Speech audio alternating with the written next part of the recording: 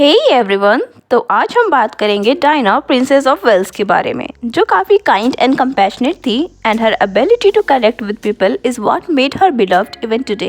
And उनके tragic death के decades बाद भी लोग उन्हें पसंद करते हैं और उन्हें जानने की कोशिश करते हैं। तो ये जानने के लिए कि वो कैसे थी, हम चलते हैं 1961 में। पार्क हाउस इंग्लैंड में 1 जुलाई को जॉन स्पेंसर और फ्रांसिस रॉच को एक बेटी हुई जिसका नाम डायना रखा गया। डायना को उनकी फैमिली डच कहकर बुलाती थी because of her duchess attitude and उनकी फैमिली ना ब्रिटिश रॉयल फैमिली के काफ़ी करीब थी। ईयर 1977 में जब डायना 16 ईयर्स की थी तब वो चार्ल्स प्रिंस ऑफ वेल्स से पहली बार मिली, जो 29 ईयर्स के थे और डायना के एल्डर सिस्टर सारा स्पेंसर को डेट कर रहे थे। देन ईयर 1980 में लेडी डायना पोलो के मैच को देखने के लिए आई हुई थी एंड उसे प्रिंस चार्ल्स खेल रहे थे। देन मैच के बाद जब प्रिंस चार्ल्स और डायना वापस मिले तो उन्हें लगा कि डायना उनकी वाइफ बन सकती है।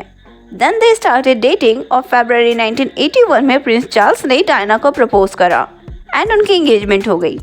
फिर 29 जुलाई 1981 को लेडी डायना स्पेंसर और प्रिंस चार्ल्स की शादी हुई, जिसे 750 मिलियन लोगों ने टीवी पे ग्लोबली देखा। देन 21 जून 1982 को डायना ने अपने पहले बच्चे को जन्म दिया जिसका नाम प्रिंस विलियम रखा गया। और फिर 2 साल बाद 15 सितंबर को डायना एंड प्रिंस चार्ल्स को दूसरा बच्चा हुआ जिसका नाम प्रिंस हैरी रखा गया। हालांकि लेडी डायना रॉयल फैमिली से बिलोंग करती थी बट उनका पर्सपेक्टिव लाइफ को लेकर काफ़ी अलग था। वो अपने बच्चों की परवरिश अपनी तरीके से करना चाहती थी। वो अपने बच्चों को नॉर्मल लाइफ एक्सपीरियंस करवाना चाहती थी। जो कुछ नॉर्मल बच्चे कर सकते हैं वो सब एक्सपीरियंस करवाना चाहती थी। उन्होंने अपने बच्चों का फर्स्ट नेम भी खुद ही चुना था। देन रॉयल नैनी, जो रॉयल फैमिली में बच्चों की देखरेख के लिए अलॉट की जाती है, उन्होंने उसे डिसमिस कर दिया। देन अपने बच्चों को पब्लिक स्कूल में भी डाला था। वो अपने बच्चों के लिए कोई भी रॉयल रूल नहीं मानती थी, जैसे उन्हें आउटिंग्स पे ले जाया करती, उनके स्कूल फंक्शंस और गेम्स में भी पार्टिसिपेट करती। Well, her activism and glamour made her an international icon because ये सारी चीजें पहली बार हो रही थी। इसके पहले किसी भी रॉयल पर्सन ने कॉमन लोगों के बीच ये सब नहीं करा था। इन सब के वजह से वो वहाँ के लोगों में काफ़ी फेमस थी, बट कुछ लोग रॉयल फैमिली के नाराज भी थे। देन धीरे धीरे चार्ल्स एंड डायना के बीच प्रॉब्लम शुरू हो गई। It is said that because उन दोनों में 12 साल का एज गैप था, सो उनके प्रेफरेंसेस लाइफ को लेकर काफ़ी अलग थे। चार्ल्स काफ़ी मैच्योर किस्म के थे बट डायना अभी बहुत कुछ एक्सप्लोर करना चाहती थी। उन्हें जस्ट रॉयल ब्राइड बनकर नहीं रहना था। देन चीज़ें इतनी ख़राब हो गई कि एक वक्त ऐसा आया जब प्रिंस चार्ल्स अपनी एक्स कैमिला पाकर के साथ वापस रिलेशनशिप में आ गए और डायना भी जेम्स हेविट, जो रॉयल फैमिली के फॉर्मर राइडिंग इंस्ट्रक्टर थे, उनके साथ रिलेशनशिप में आ गई। सो जब दोनों के एक्स्ट्रा मैरिटल अफेयर्स की न्यूज़ बाहर आई तो न्यूज़पेपर ने ये भी लिखना शुरू कर दिया कि प्रिंस हैरी के फादर जेम्स हेविट है, ना कि Prince Charles, because look wise they have similarities. But इन सब की वजह से डायना काफ़ी मेंटली अफेक्ट हुई। Well, Queen Elizabeth and Prince Philip ने डायना एंड चार्ल्स से बात भी की but nothing changed between them. और इस बीच ना डायना ने कई सारे इंटरव्यूज भी दिए about her marriage life and जो भी प्रॉब्लम्स चल रही थी उनके लाइफ में। Do you think Mrs. Parker Bowles was a factor in the breakdown of your marriage? Well, there were 3 of us in this marriage, so it was a bit crowded. As she said कि इस शादी में 3 लोग involve थे।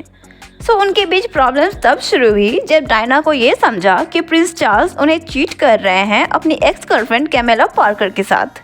And Diana ने ये भी बताया कि प्रिंस चार्ल्स का उनकी पर्सनल असिस्टेंट टिगी के साथ भी अफेयर था।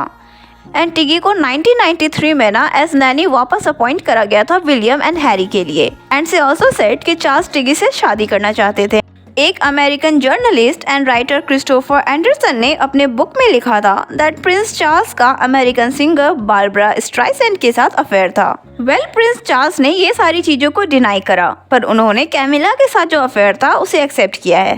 इन सब की वजह से डायना काफी हर्ट हुई थी, जिसके बाद वो डिप्रेशन में चली गई और 5 बार सुसाइड करने की भी कोशिश की। इन सब की वजह से रॉयल फैमिली के मेंबर उन्हें अनस्टेबल कहते थे बट उन्होंने इस पे बताया कि वो पोस्टमार्टम डिप्रेशन में थी after giving birth to William and इसके बारे में ज़्यादा कोई बात नहीं करता।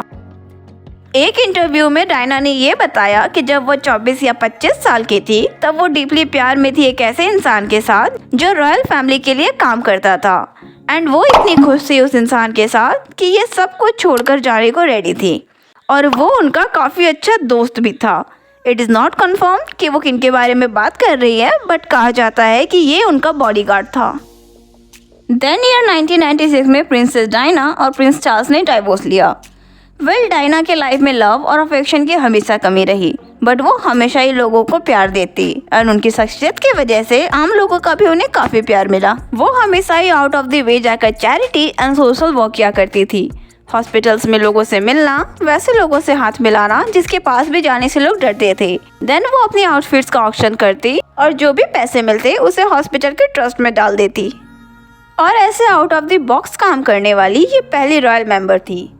वो इनफैक्ट दूसरे कंट्रीज जैसे नाइजीरिया, इंडिया, जिम्बाब्वे, नेपाल ऐसे कई देशों में जाकर हॉस्पिटल्स को देखती और कोई भी कमी हो हॉस्पिटल्स में वो उन्हें पूरा करती।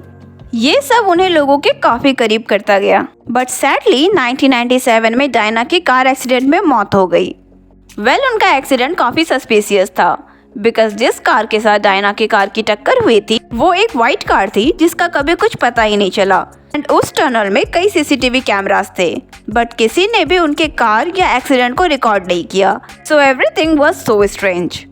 She will always be the queen of people's heart. So that was it for today's video. If you like this video, please like, share and click the subscribe button for more updates like this. And please do let me know what are your take on it. Thanks for watching.